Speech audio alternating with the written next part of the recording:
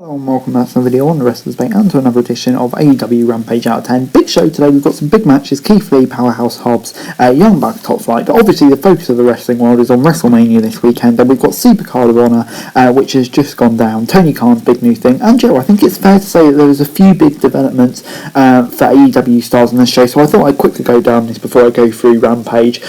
So yeah, just starting off with all the AEW superstars involved really. Mercedes Martinez winning the interim ROH Women's World Championship, so she'll challenge Deonna Purrazzo at some point, I should imagine. And then you've got FTR winning the tag team titles, and it's FTR versus the Young Bucks for the ROH and AEW World Tag Team Championships next week, and I really can't wait for that. Wheeler Yuta has officially signed with AEW, I thought he was already, but oh well, and won the ROH Pure title, so hopefully a big push for him.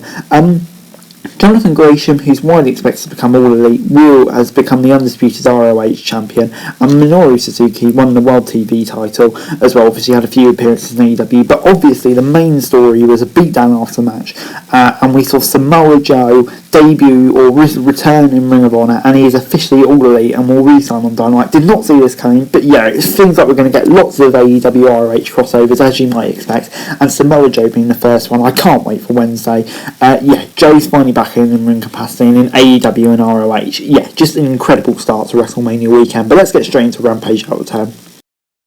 So we started off with Top Flight versus the Young Bucks. Young Bucks appearing on Rampage and ROH on the same day to challenge FTR. But anyway, that's besides the point. Nick Jackson and Dante Martin started things off with both men showcasing their athleticism. Top Flight gained an early advantage in the match as Dante and Darius isolated Matt. Moments later, Dante Martin took out the Young Bucks with a top rope suicida, further strengthening their grip on the match. Nick Jackson took down Darius with a super kick out of nowhere. The Bucks were firmly in the driving seat as they methodically wore down Darius. Back to the show, and Dante tagged in and quickly took down Nick with a shotgun dropkick. Darius then hit a flatliner, followed by a senton, almost winning the match. Some timely interference by Matt effectively took Dante out. Despite Darius trying to fight in the ring, it wasn't enough, and Young Bucks took a double knee strike to pick up the victory. Yeah, this gets an 8 out of 10 for me. So great to see Top Flight together, and this was just a brilliant match. Great stuff. Moving on then, Dan Lambert alongside Scorpio Sky, Ethan Page and Paige Van Zandt were in the ring. Lambert called out Sammy and Tay for behaving like high school students. Page then wondered who was behind Sammy and Tay's now viral picture of the TNT Championship. Conte and Guevara appeared outside the arena where they smashed Dan Lambert's expensive car, leaving the American top team leader fuming.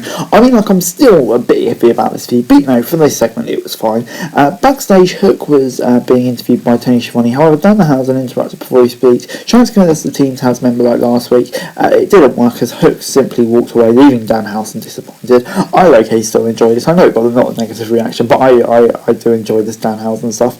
Before we got House of Black versus Dark Order and Fuego del Sol. Grayson gained an early advantage in the match as he laid down Buddy Matthews for a top rope suicida. However, the former Raw Tag Team Champion quickly recovered and single-handedly took out Grayson and Uno, after which Brody King began manhandling Del Sol. Back from the break, Uno and Grayson started fighting back, but it was only momentarily as Brody King soon took them out with a senton. Black, Matthews and King surrounded Del Sol in the ring. However, just when Grayson pulled King out of the ring while Uno took out Matthews, Del Sol then executed a Hurricane Rana on Black, though he fell unexpectedly to a Black Mass, and that was enough for the House of Black to register the victory. Yeah, this was good stuff for me. I'm going to give it a 6 out of 10. Decent little match, and yeah, definitely used the time up well.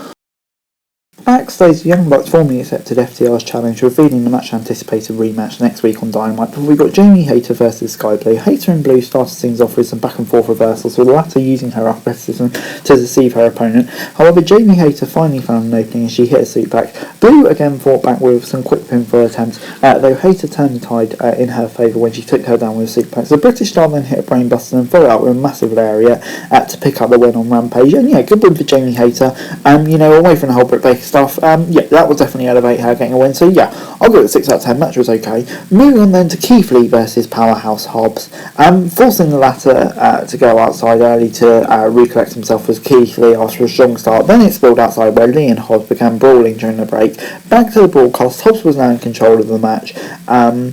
The former NXT champion executed a lariat to find his way back in. Before Lee attempted a spirit bomb, but Hobbs countered it with a backdrop. The Team Taz member then hit a power slam, but Lee quickly recovered. Just when the limits one was to hit the Big Bang catastrophe, Strong distracted him, which also brought out Shane Strickland. Hobbs then went for the pinfall after hitting the spine buster, but the ref was distracted. This allowed Keith Lee to recover and hit the Big Bang catastrophe to get the win.